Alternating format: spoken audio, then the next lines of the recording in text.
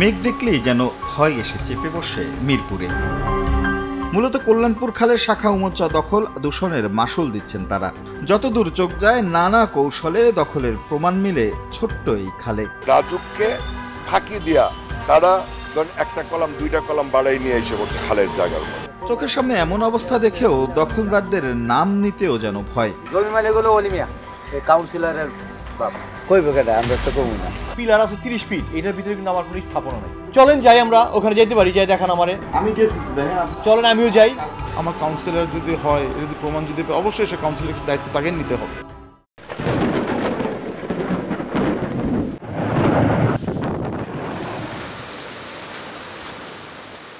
মেঘ দেখলেই যেন ভয় এসে চেপে বসে মিরপুরে। বিশেষ করে শেওড়াপাড়া, কাজীপাড়া, পীরের বাগ, পাইকপাড়া এসব এলাকায় একটু বৃষ্টি মানেই আতঙ্ক। নগদের কাছে সব গ্রাহকই প্রিয়, তাই তো সারা দেশে ক্যাশ আউট চার্জ সবচেয়ে কম। মূলত কল্যাণপুর খালের শাখা উমচ্চা দখল দূষণের মাসুল দিচ্ছেন তারা। 60 ফিট সড়কের ভাঙা ব্রিজ দিয়ে একটু সামনে গেলেই চোখে পড়ে একটি 10 তলা ভবন। পাখির চোখে তাকালে তা একেবারে খালের ওপর। আশপাশের আরও কয়েকটি ভবন নিয়ে সন্দেহ হওয়ায় ভবনের কাছে সময় সংবাদ। হাত পেঁপে ধরলে হয়তো বা 2 হাত জায়গাও হবে না, যেটি আসলে এখন দৃশ্যমান ছেড়ে দেওয়া হয়েছে। কিন্তু এই ভবনের কর্তৃপক্ষ যারা রয়েছেন তারা বলছেন তারা 7 ফিট জায়গা খালের পরে ছেড়ে দিয়ে তারপরে তাদের ভবনটি বানিয়েছেন। কিন্তু এই পাশে যদি এসে দাঁড়াই তাহলে বোঝা যাবে যে সবশেষ যে জরিপের পিলার, সেই পিলারটি এখানে এবং পাশাপাশি দুটি বাড়ি একটি পিলারের মধ্যে একদম তৈরি হয়েছে এবং আরেকটি পিলারের মধ্যে একদম এদিকে তাকালে প্রথম যে বাড়িটা দেখছিলাম সেটা কিন্তু একদম পুরোপুরি এই খালের মধ্যেই করা হয়েছে। যদিও সিটি কর্পোরেশনের এই পিলার নিয়েই প্রশ্ন তুলেছেন অভিযুক্তরা। নিঃসন্দেহে এটা ভায়োলেশন, আমার কাছে দেখেই স্পষ্ট দেখেই মনে হচ্ছে যে এটা ভায়োলেশন। আগে ছিল ওয়াসার, হ্যাঁ, আর এটা দিচ্ছে মূলত আপনার সিটি কর্পোরেশনই। তো আমরা এখানে যে পরে এনওসি নিয়ে আসছি যে ওয়াসার দিছে তাকে বাড়ি করার অনুমতি খাল পাড়ে, কিন্তু খালে তো বলতে দিতে দেয় নাই।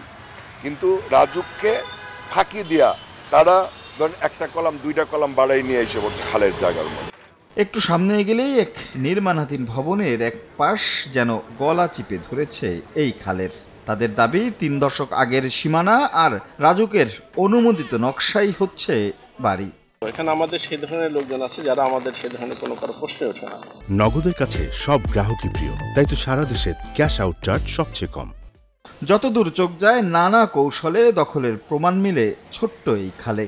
কেউ আবার ভবনের ঝুঁকি দেখিয়ে আদালত থেকে নিয়ে রেখেছেন খাল খনন থেকে বিরত থাকার সমন।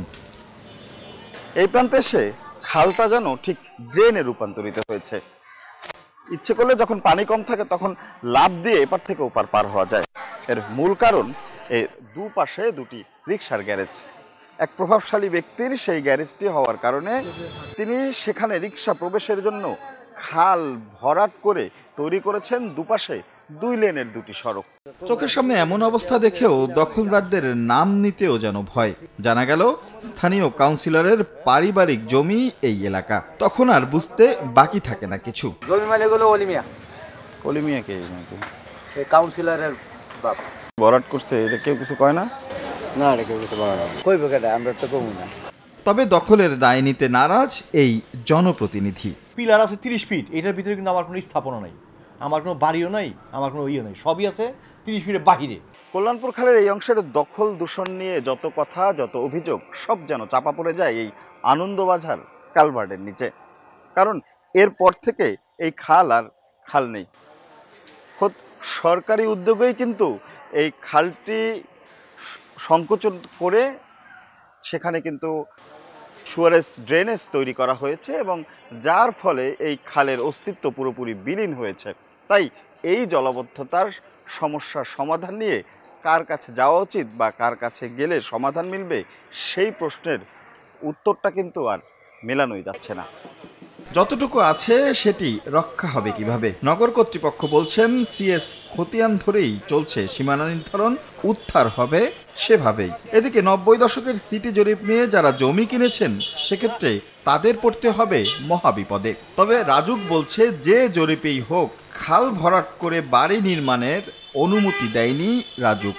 সবসময় রাজুক জন্য নকশা অনুমোদন দেয়, খাল থেকে 5 ফিট দূরত্বে সেফটি ডিস্টেন্স মেনটেন করে নকশা অনুমোদন দিয়ে থাকে, এর বাইরে কোনোটাই নকশা অনুমোদন হয়নি। সিএস দাগ দেখেই আমাকে খালের সীমানা করতে হবে।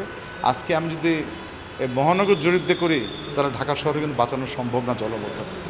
সময় যতই যাচ্ছে ততই যেন দখলদার গ্রাস করে নিচ্ছে এসব জলাধার। তাই একটি কঠিন সিদ্ধান্ত নিয়ে তার দ্রুত বাস্তবায়ন নিশ্চিতের তাগিদ বিশেষজ্ঞদের। আমাকে তো পাপের শাস্তিটা সেই পরিমাণ দিতে হবে যেন প্রজন্ম থেকে প্রজন্ম সবাই জানে খাল দখল করলে এত বড় পেনাল্টি দিতে হবে, কেউ যেন খাল দখল কথা ভুলেও না ভাবে।